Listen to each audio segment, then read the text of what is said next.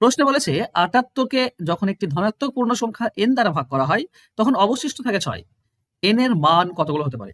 দেখো, টোটাল সংখ্যা আছে ৭৮, আর ৬ যদি ভাগশেষ হয় তার মানে ভাগ যাবে কত দূর? ৭২ অব্দি ভাগ যাবে। ৬ তো পড়ে থাকবে, তাই না? তো ৭২ অব্দি ভাগ যাবে। এবার ৭২ অব্দি ভাগ কোন কোন সংখ্যা আছে যে ৭২ কে ভাগ করা যায়? তো এখানে আমরা কি পাবো? ৭২ গুণিতক বের করতে হবে। তো ১ আর ৭২ এই দুটি সংখ্যা ৭২ দিয়ে ভাগ করা যায়, বা গুণ করলে ৭২ পাওয়া যাবে। দেখো, ২ আর ৩৬ এই দুটিও সংখ্যা ৭২ অব্দি যাবে। ৩ আর ২৪ এটাও ৭২ অব্দি যায়। ৪ আর ১৮ এটাও ৭২ অব্দি যায়। ৫ দিয়ে যাবে না, ৬ ১২ ৭২ হয়। ৭ দিয়ে যায় না, তো ৮ দিয়ে যায়। ৮ ৯ ৭২ আর যাচ্ছে না।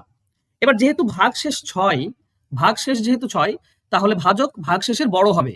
তার মানে যেটা ভাগশেষের ছোট সেগুলো বাদ দিয়ে দাও। ১ ২ ৩ ৪ সমানটাও বাদ চলে যাবে। তো ভাগশেষ যেহেতু ৬, তো ভাজকটা ৬ এর বড় হবে। তার মানে ভাজক হতে পারে ৮ ৯ ৭২ ৩৬ ২৪ ১৮ ১২, এই সবগুলো হতে পারে। তো এগুলো কত না? এগুলো হচ্ছে মোট ৭টি। অ্যান্সার হবে অপশন সি। ৭টি সংখ্যা আছে, মানে তুমি ৭২ দিয়ে ভাগ করো, ৭৮কে ৬ ভাগশেষ থাকবে।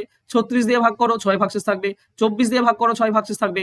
১৮ ১২ ৮ ৯ যাই দিয়ে ভাগ করো ৭৮কে, দেখবে ৬ ভাগশেষ থাকছে। আশা করছি বুঝতে পেরেছো। ভালো লাগলে অবশ্যই লাইক কমেন্ট শেয়ার করে দিও। ধন্যবাদ।